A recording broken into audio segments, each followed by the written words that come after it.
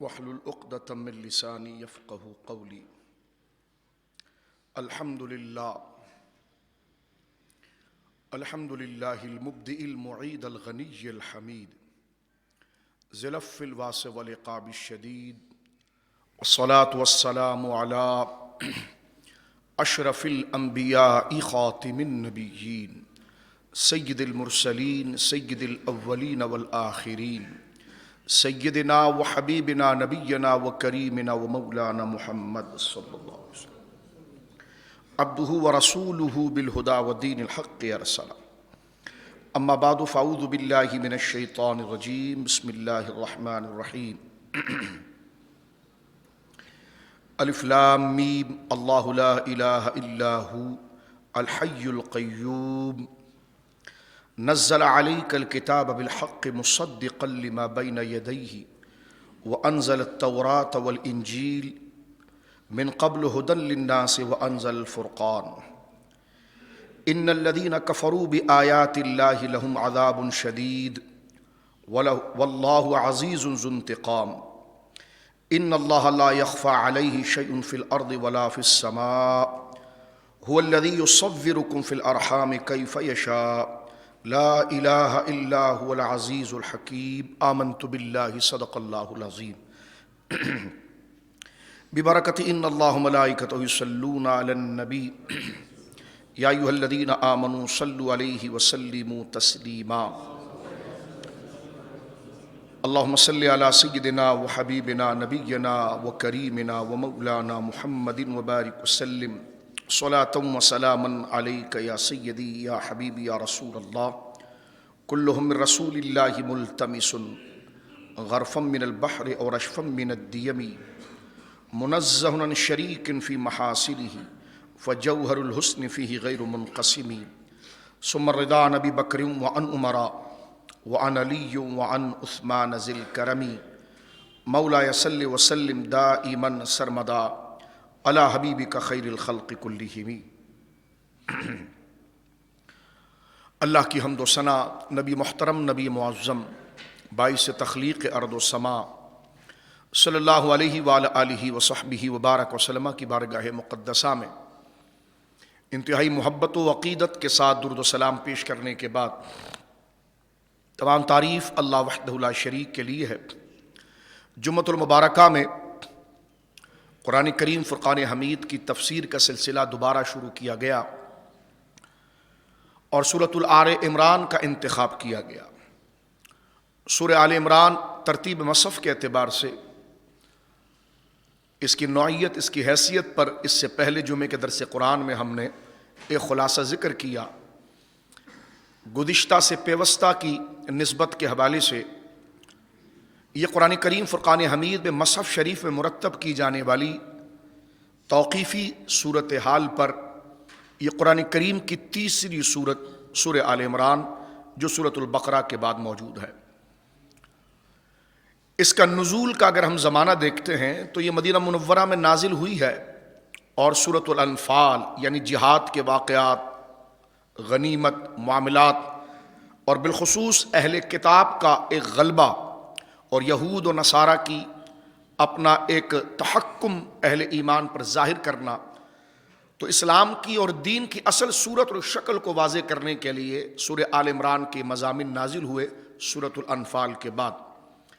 یوں تو ترتیب کے اعتبار سے اس کی 200 آیات ہیں، لیکن ابتدائی 80 آیات انتہائی عقیدے کے مسئلے میں انتہائی اہمیت، الوہیت، عقیدہ الوہیت، اللہ رب العالمین کی وحدانیت، انبیاء کی نبوت، اور جو لوگ دین اسلام کے نام سے چڑھتے ہیں اور بعض معزز شخصیات کے نام پر انہوں نے دین کو موسوم کیا ہے، ان تمام چیزوں کا انکار کرتے ہوئے اس بات کو ذکر کیا گیا کہ حضرت آدم سے لے کر خاتم النبیین علیہ السلام تک جتنے انبیاء آئے ان کا دین اسلام ہی تھا.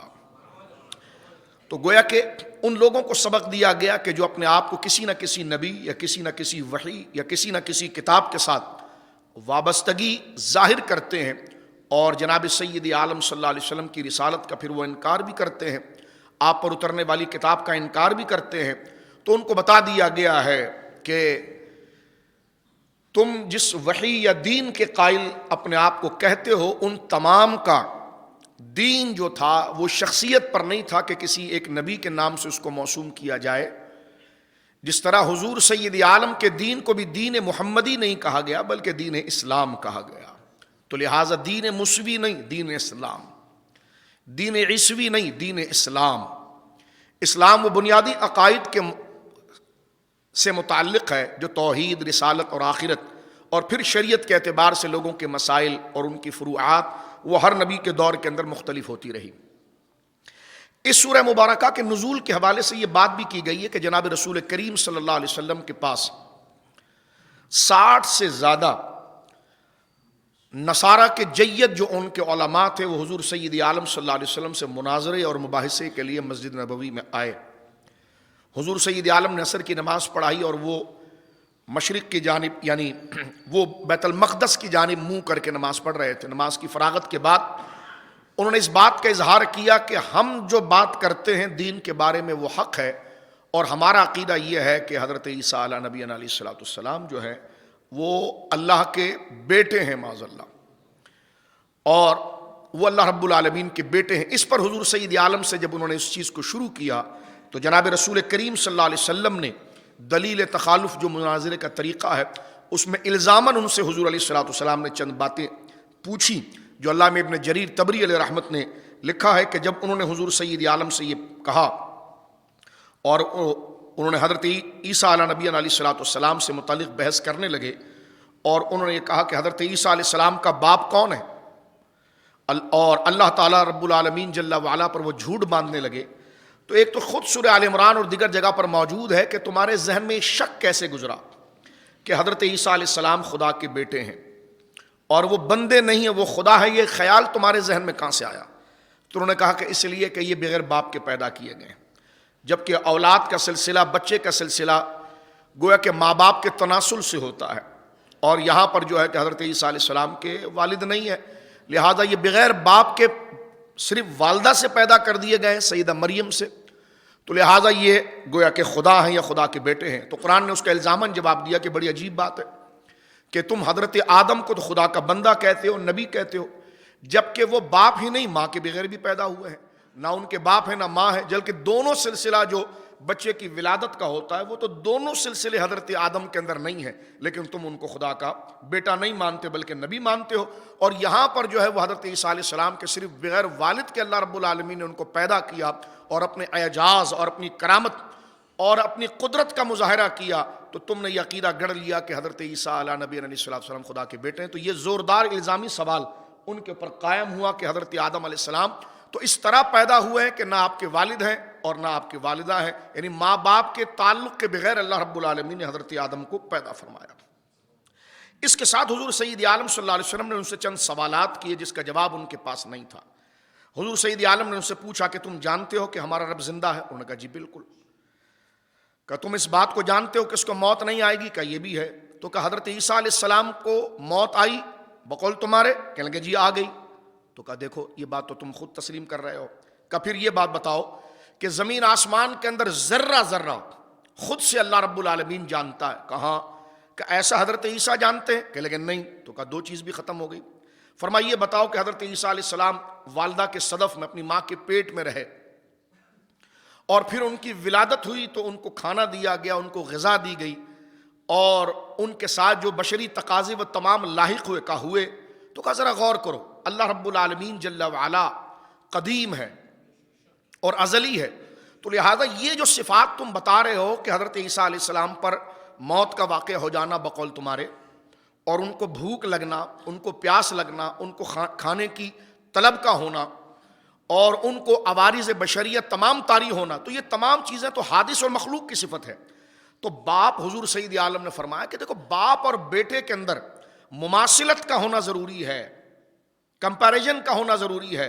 اور تم عجیب بات کرتے ہو کہ اللہ رب العالمین جل وعلا کو تم قدیم مانتے ہو کہ اسے موت نہیں آ سکتی، اور حضرت عیسیٰ کے لیے تم موت مانتے ہو. اسے بھوک نہیں لگتی، اسے پیاس نہیں لگتی، ان کے لیے بھوک بھی مانتے ہو، پیاس بھی مانتے ہو. اس کو نیند نہیں ہے، اونگ نہیں ہے، ان کے لیے نیند بھی مانگتے ہو، اونگ بھی مانگتے ہو.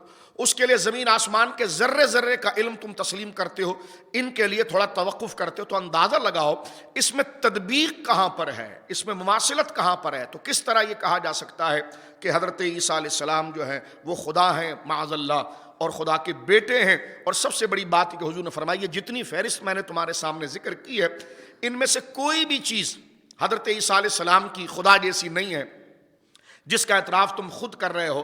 تو آخری ایک بات بتاؤ، دیکھو باپ اور بیٹے کے اندر چند مماثلات ایسی ہوتی ہیں کہ حضرت عیسیٰ کا چہرہ ایسا ہے جیسے خدا کا ہے. کہا جی خدا کا تو چہرہ نہیں، کہا اس میں بھی مماثلت نہیں ہے.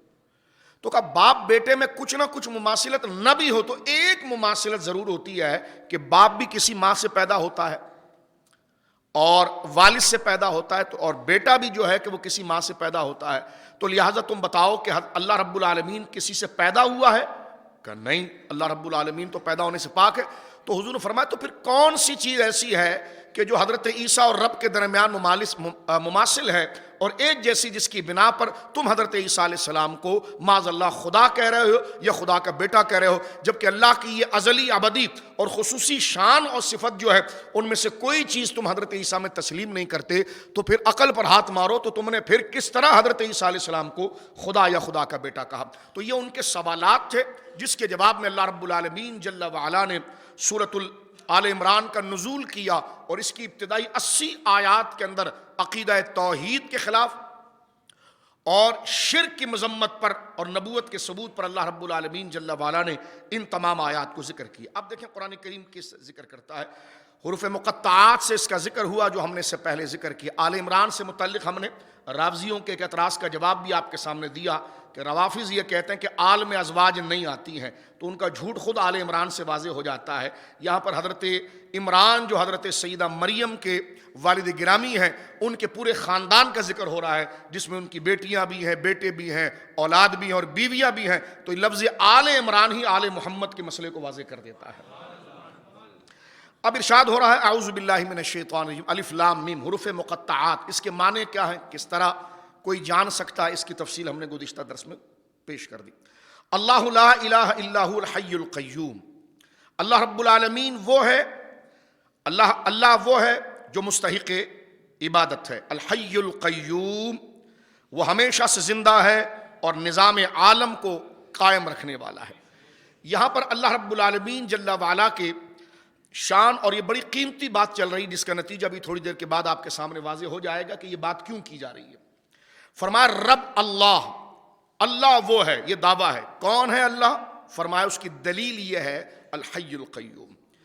تو اب ذرا اس کو ترتیب کے ساتھ سننے کی کوشش کیجیے خاموشی سے کہ یہاں پر دعویٰ ہے کہ اللہ، لفظ اللہ یہ اللہ رب العالمین جل وعلا کے اس میں جلالت ہے. اس کی بے شمار سے گویا کہ تعبیرات ہیں، اس کی بے شمار تفسیر ہیں. یہ اللہ رب العالمین کا اسم ذات ہے جو اللہ رب العالمین جل وعلا کی ذات کے علاوہ کسی پر نہیں بولا جائے گا. اور تمام صفات کمالیہ کی جامع ذات، ازلی ابدی ذات کے لیے یہ لفظ بولا گیا، لفظ اللہ. خالی لفظ اللہ کا ذکر بھی اہل سنت کے نزدیک مشروع ہے. علامہ ابن تیمیہ کو یہاں پر ٹھوکر لگی، انہوں نے کہا کہ لفظ اللہ کا ذکر کرنا یہ بدعت ہے کیونکہ یہ جملہ نہیں ہے، اور ہمیشہ جو ذکر کیا جائے گا تصوف و صوفیہ پر اعتراض کرتے ہوئے انہوں نے کہا کہ لفظ اللہ اللہ اللہ جو آپ کرتے ہو یہ ذکر نہیں ہے، بلکہ مکمل ذکر ہونا چاہیے تو جو ایک جملہ بنے مبتدا اور خبر کے اعتبار سے. تو ان سے پوچھا کہ پھر کیا پڑھا جائے، انہوں نے کہا جی سبحان اللہ سبحان اللہ. تو اہل سنت نے کہا سبحان اللہ بھی جملہ نہیں ہے، یہ مضاف مضاف الیہ ہے. تو لہٰذا جب یہ مضاف مضاف الیہ تو یہ بھی جملہ نہیں، تو آپ کا دعویٰ تو خود ہی باطل ہو گیا کہ سبحان اللہ کو آپ ذکر مان رہے ہیں اور کہتے ہیں ذکر کے لیے جملہ ہونا ضروری ہے. تو لفظ اللہ کا ذکر بالکل جائز ہے. جامع ترمذی کی حدیث سے رسول کریم نے فرمایا قیامت اس وقت تک قائم نہیں ہوگی جب تک روئے زمین پر اللہ اللہ اللہ کہنے والا ایک بھی ہوگا. تو حضور سید عالم نے خود اس میں جلالت کا ورد کرنے کو ان لوگوں کی عظمت بیان کی ہے جن کے وجود اور جن کے ہونے کی وجہ سے قیامت کا آنا موقوف ہو گیا ہے. تو لہذا لفظ اللہ کی وضاحت ذکر کے حوالے سے بھی میں نے آپ کی خدمت میں ذکر. اب دوسرے نحس سے اگر مناظرے کی طرز پر دیکھیں تو بات یہاں پر واضح ہوتی ہے کہ اللہ یہ دعویٰ ہے. کون ہے اللہ؟ الحی القیوم. یہ دو دلیلیں دی گئی ہیں. اللہ وہ ہے یعنی معبود برحق وہی ہو سکتا ہے. اب یہ دو دلیلیں دی گئی لیکن دلیل ایک ہے، آگے اس کے بعد یعنی مستقلاً ایک دلیل ہے، اس کی دو جہتیں بیان کی گئی ہیں۔ آگے دوسری دلیل آئی ہے، پھر آپ کے سامنے ایک بہت اہم مسئلہ واضح ہو جائے گا، اس کو ذرا ترتیب سے سنیے۔ فرما اللہ کون ہے؟ اللہ اللہ لا الہ الا ہو، اس کے سوا کوئی معبود نہیں۔ اللہ کون ہے؟ یہ دعویٰ ہے، تو اس کی دلیل یہ ہے کہ معبود وہی ہو سکتا ہے، اللہ وہی ہے، خدا وہی ہو سکتا ہے، معبود برحق وہی ہو سکتا ہے۔ کون؟ فرما جو حی ہو اور قیوم ہو۔ کیا مطلب اس کا؟ دعوے کی دلیل پہ ذرا توجہ کیجیے آپ، یعنی ذکر تو ہے ہی ہے، اس پر ہم تحسین کریں گے سبحان اللہ سے، لیکن جو عقیدہ اس میں سمجھایا جا رہا ہے اس پر میں آپ کی توجہ کو لانا چاہ رہا ہوں، اس پر ذرا غور کیجیے کہ بات کیا چل رہی ہے۔ یہ فضائل کے ساتھ ساتھ نظریہ بیان ہو رہا ہے، تو اس میں ذرا غور کرنا چاہیے۔ اب دیکھیں لفظ اللہ یہ دعویٰ ہے، تو خدا کون ہو سکتا ہے، معبود کون ہو سکتا ہے، الہ برحق کون ہے، اور وہ ایک ہی ہوگا، دو نہیں ہو سکتے۔ تو اس کی دلیل کیا ہے؟ فرمایا دلیل یہ ہے کہ وہ حی ہے اور قیوم ہے۔ حی کا معنی کیا ہے؟ وہ ہمیشہ سے زندہ ہے، اور قیوم وہ سب کو قائم رکھنے والا ہے، ہر ذات اپنے ہونے میں اپنے کمال میں اس کی طرف محتاج ہے، تو وہ ایک ہی ہو سکتا ہے جو ہمیشہ سے ہوگا، اور سب اس کی جانب محتاج ہوں، وہ ایک ہی ہو سکتا ہے۔ تو یہاں پر حضرت سیدنا عیسیٰ علی نبینا علیہ السلام سے متعلق جو غلط عقیدہ انہوں نے گڑھ کر دراصل حضرت عیسیٰ ہی کی توہین کرنے کی کوشش کی کہ آپ معاذ اللہ معبود ہیں، تو رب نے اس کا جواب دے دیا، فرمایا نہیں، ہم نے ان کو شانیں ضرور دی ہیں لیکن وہ خدا نہیں ہے، خدا وہی ہے جو حی القیوم ہو، جو ہمیشہ سے ہے اور ہمیشہ رہے گا، جس کو کسی نے نہیں بنایا بلکہ وہ خود سے ہے۔ ہر شے اپنی زندگی اور زیست اور اپنے ہونے میں اس کی محتاج ہے، اپنی قوائمیت، اپنے قیام، اپنے استقلال، اپنے اعلان، اپنے ہونے، اپنے تعارف میں اس کی محتاج ہے۔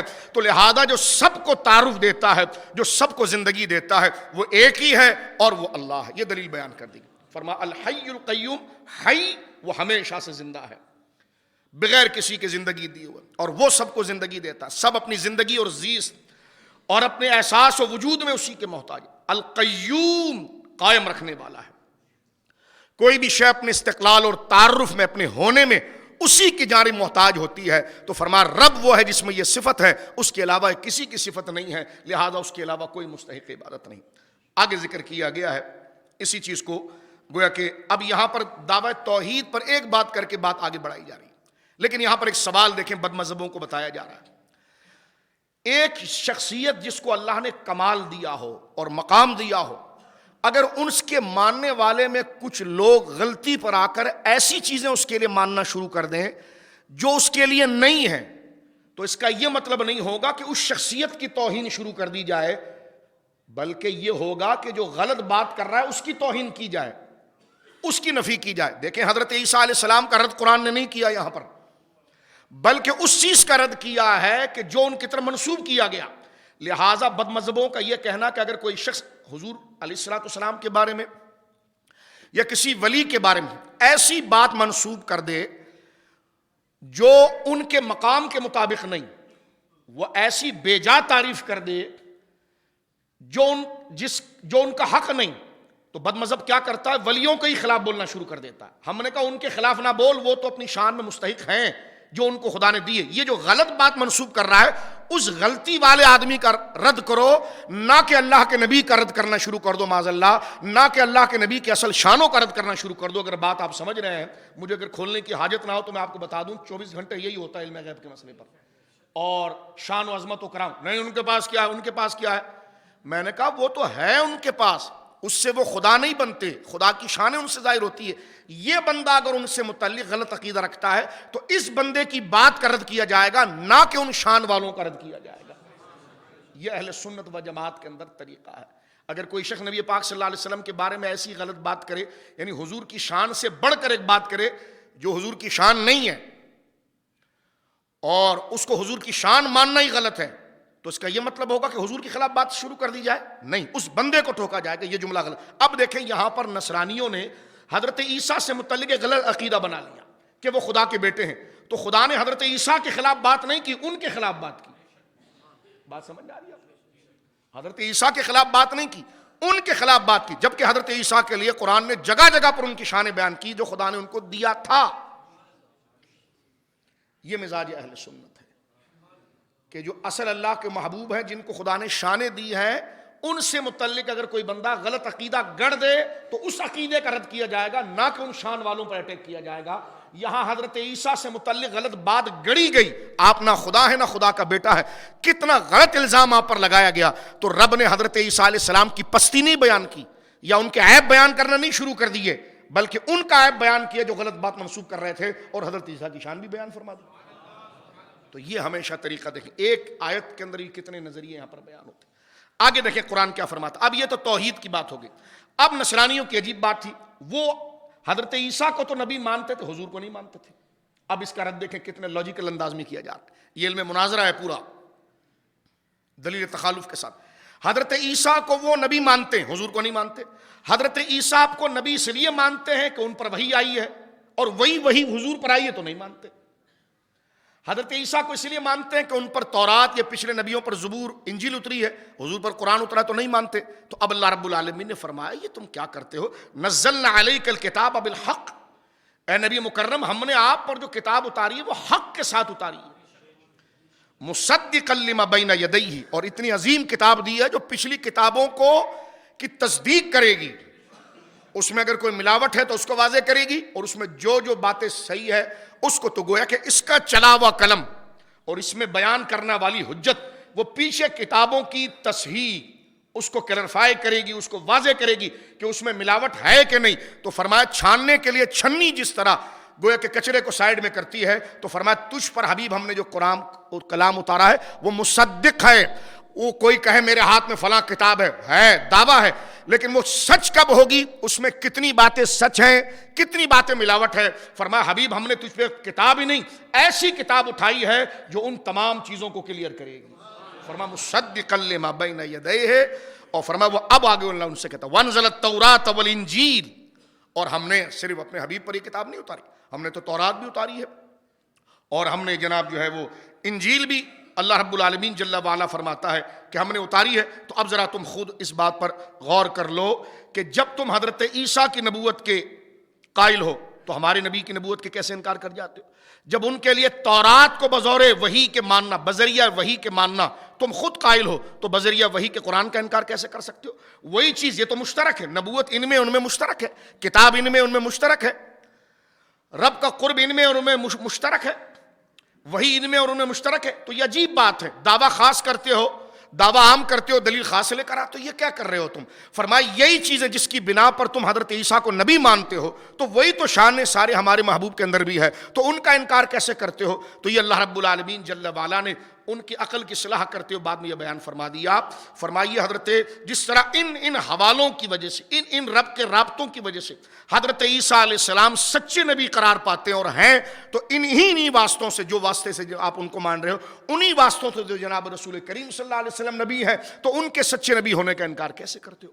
بلکہ سب سے بڑی بات یہ ہے ان کا درجہ ان نبیوں سے بھی اوپر ہے، ایک، اور پھر ان کی کتاب کا درجہ بھی ان نبیوں سے اوپر ہے۔ کیوں؟ کیونکہ یہ وہ نبی ہیں کہ جن کے آنے کی بشارتیں پیچھے دی گئی،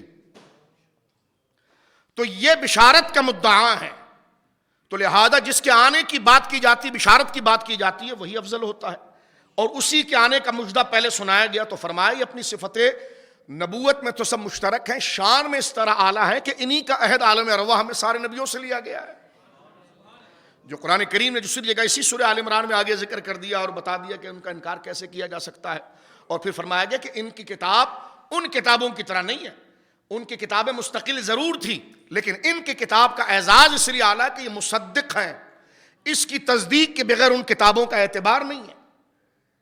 یعنی وہ کتاب اپنے وجود میں اللہ کا کلام تو ضرور ہے، لیکن آج قبول کرنے میں کہ اس کتاب کا کون سا حصہ اللہ ہی کا ہے اور کون سا ملاوٹ کیا گیا، فرمایا اس کی آیتیں اس کو کلیئر کریں گی، جو ان کی آیتوں کے ساتھ مطابقت کر گیا وہ رب کا کلام ہوگا، اور جو قرآن کی آیتوں کے ساتھ وہ پچھلی کتابوں کا ربط نہ ہو، قرآن کسی کو ٹھیک کہہ رہا ہو، اس میں غلط لکھا ہوا ہو، عقائد کی بات کر رہا ہوں، باعتبار شریعت کے نہیں، باعتبار دین کی، تو فرمایا وہ قبول نہیں کی جائے گی، اس لیے کہ یہ کتاب جو ہے یہ کتاب مصدق ہے، تصدیق کرنے والی ہے۔ تو ایتھارٹی انہی کی درخواست سب لکھتے ہیں، لیکن مقام اس کا زیادہ ہوتا ہے جو اسٹیمپ لگا کر کہتا ہے یہ بات بالکل ٹھیک ہے۔ تو قرآن وہ کلام ہے جو اسٹیمپ لگاتا ہے کہ یہ بات صحیح ہے اور یہ بات غلط ہے۔ تو فرمایا یہ نبی مکرم صلی اللہ علیہ وسلم کی شان و عظمت یہ ہے کہ آپ پہ اترنے والی اس کتاب کا مقام و مرتبہ، شان جلالت جو ہے وہ اس قدر عظیم اور اس قدر اعلیٰ ہے۔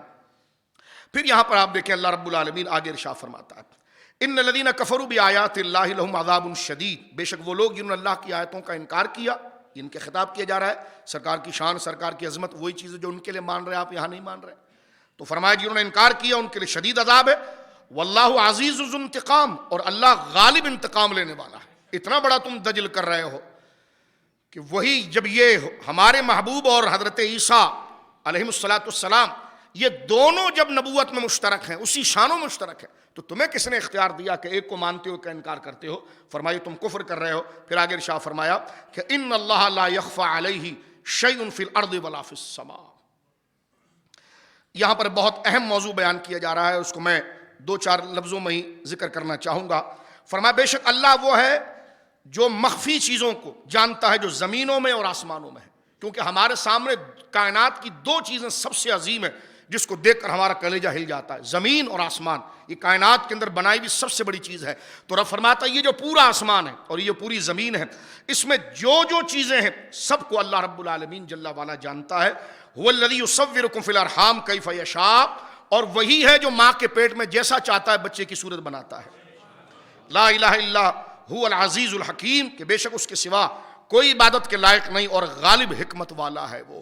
اب یہ 6 آیات اس کی تشریح آئندہ جمعے میں آئیں گی، لیکن میں اس میں جو ایک عقیدے کی بات آخر میں کرنا چاہتا ہوں وہ یہ ہے، دیکھیں یہاں پر 2 چیزوں کا انہوں نے حضرت عیسیٰ کے لیے مانا تھا، وہ ماننا ضروری بھی تھا، لیکن وہ بہت زیادہ گویا کہ حد سے تجاوز کر گئے، اور یہی 2 چیزیں جو ہے وہ مدار الوہیت تھی۔ پہلے فرمایا گیا کہ حضرت عیسیٰ علیہ نبی علیہ السلام کے لیے تم نے یہ کیسے جان لیا کہ وہ زمین آسمان کی ہر شے کو جانتے ہیں، اور تم نے یہ کیسے جان لیا کہ جناب وہ ہر چیز کو بنا سکتے ہیں؟ تو رب نے ان 6 آیتوں کے اندر اپنی شان سے متعلق 2 باتیں بیان کی ہیں، کیونکہ خدا ہونا، الہ ہونا، معبود برحق ہونا، اس کی 2 بنیادی وجہ ہیں جو میں عام الفاظ میں کہہ رہا ہوں، ظاہری الفاظ میں، جس کو ہماری اصطلاح میں کہتے ہیں مدار الوہیت 2 چیزوں پر ہے، وہ علم ہے اور قدرت ہے۔ وہ علم ہے اور وہ قدرت ہے۔ یہاں پر یہی بات کی کہ فرمایا اس کا علم اتنا ہے کہ وہ زمین آسمان کے ذرے ذرے کو جانتا ہے، یہ مدار الوہیت ہے، اور فرمایا اس کی قدرت اتنی ہے کہ وہ ماں کے پیٹ میں جو چاہے بناتا ہے۔ اب آپ دیکھیں یہ 2 چیزیں مدار الوہیت ہے، اور یہی 2 چیزوں میں سے جتنا دیا جانا مخلوق کو ممکن ہے اللہ انبیاء کو دیتا ہے، اور اسی سے قوم کو شبہ پیدا ہوا کہ حضرت عیسیٰ علیہ السلام خدا کے بیٹے تو نہیں۔ کیونکہ جب ان سے پوچھا گیا تمہیں کیسے شبہ پیدا ہوا کہ حضرت عیسیٰ علیہ السلام خدا کے بیٹے ہیں اور خدا ہیں، کیسے؟ انہوں نے کہا جی جو ہم کھا کر آتے ہیں وہ بھی بتا دیتے ہیں، جو ہم گھر میں بچا کر رکھتے ہیں، کبھی ہمارے گھر میں انہوں نے چکر نہیں مارا لیکن بتا دیتے ہیں۔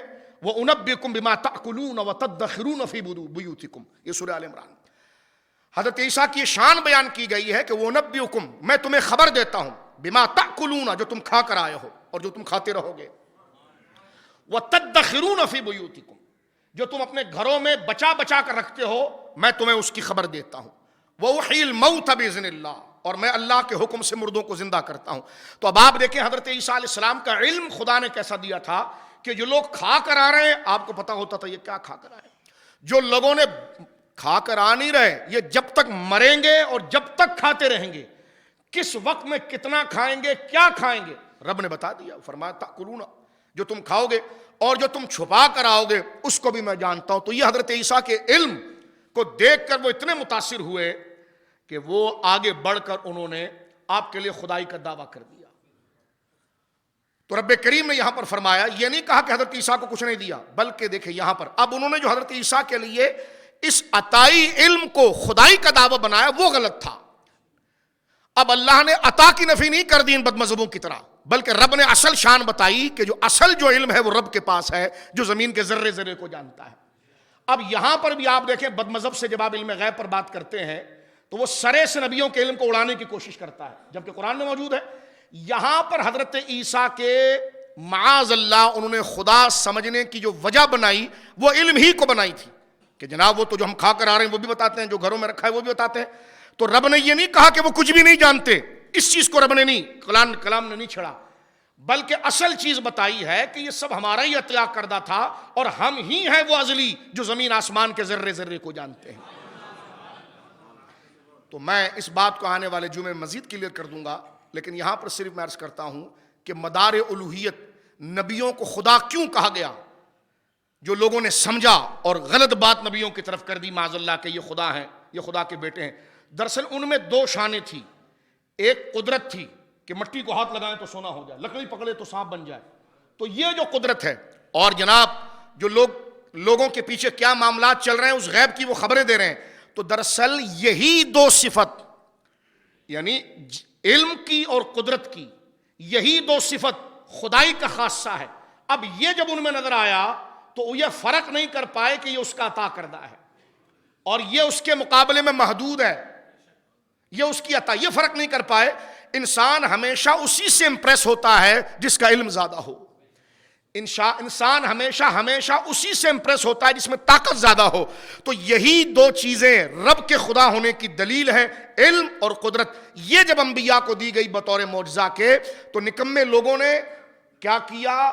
اس کو رب کا عطا سمجھنا، اللہ کا نبی سمجھنا، رب کا مظہر سمجھنا، رب کی طرف سے عطا کردہ سمجھنا، اس حقیقت کو سمجھے بغیر اسی شان کو اپنے درجے میں دیکھ کر خدا اور خدا کا بیٹا کہہ دیا معاذ اللہ۔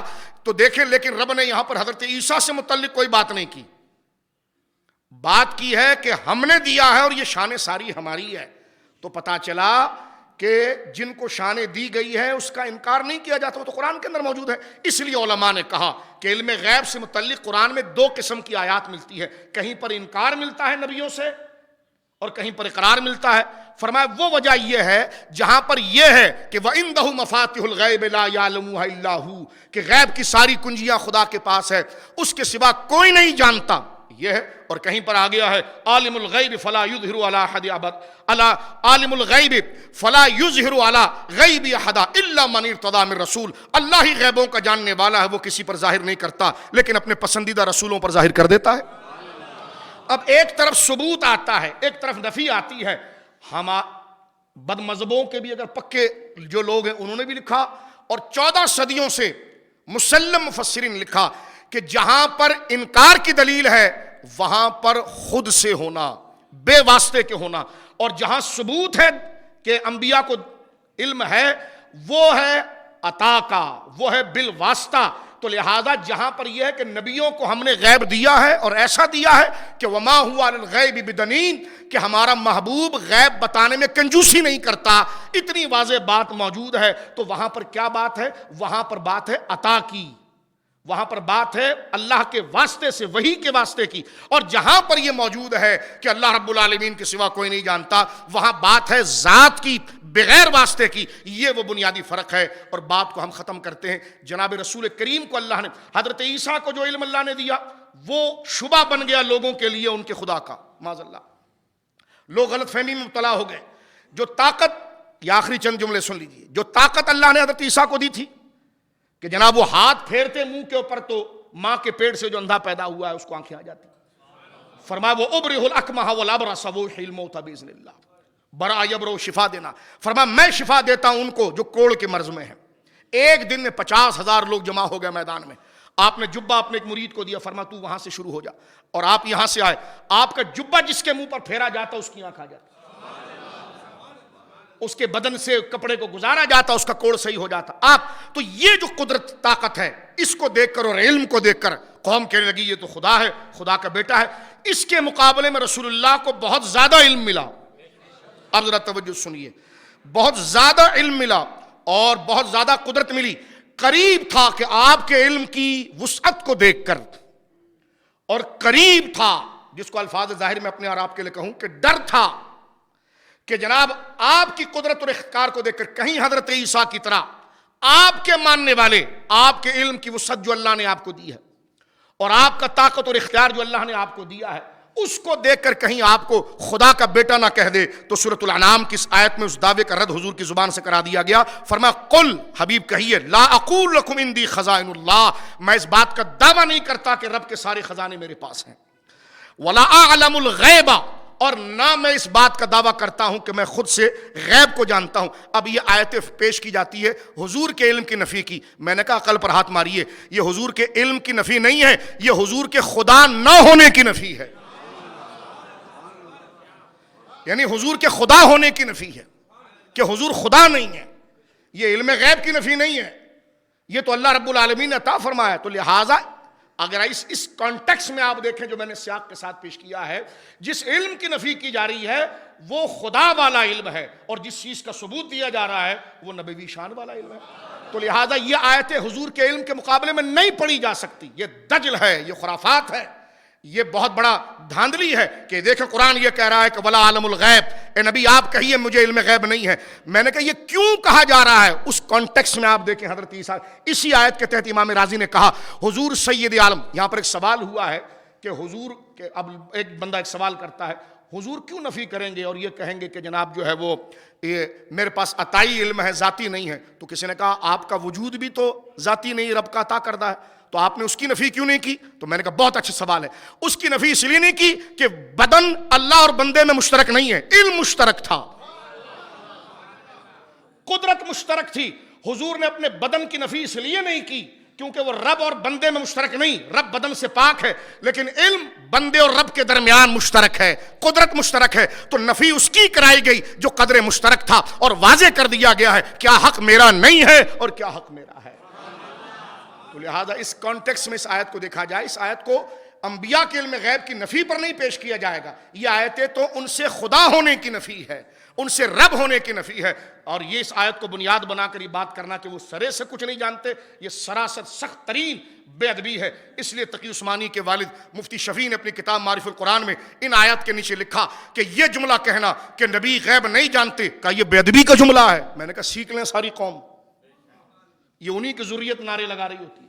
آگے وہ لکھتے ہیں کہ ہاں یہ کہا جائے کہ اللہ نے انبیاء کو بے شمار علوم غیبی عطا فرمائے۔ میں نے کہا یہی تو سلوشن تھا، یہی تو حل تھا، آج بیٹھ کر اس مسئلے کو حل کریں۔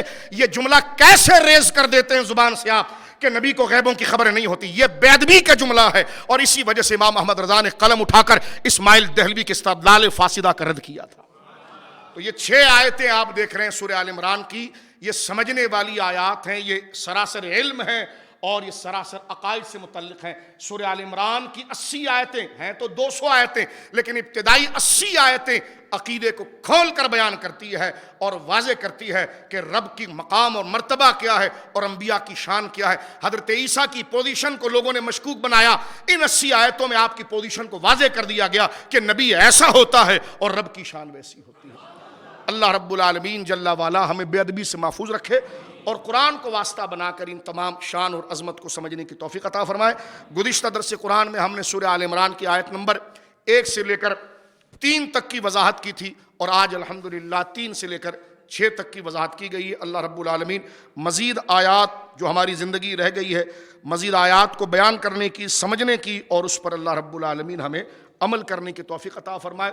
وقت مختصر ہوتا ہے، اس لیے تمام اس کے مفہوم کو واضح نہیں کیا جاتا، اس لیے اجمالی گفتگو اس کی گئی ہے۔ اب بھی اگر کسی کے ذہن میں کوئی یعنی تفہیم کے انداز سے اگر مسئلہ رہ گیا ہے تو آنے والا جمعہ انشاءاللہ صرف ہم آیت نمبر 6 پر پڑھائیں گے تاکہ یہ مسئلہ قدرت اور علم کا مکمل طور پر واضح ہو جائے۔ اللہ رب العالمین ہمیں قرآن کے فرامین سے استفادہ کرنے کی توفیق عطا فرمائے۔ وآخر دعوانا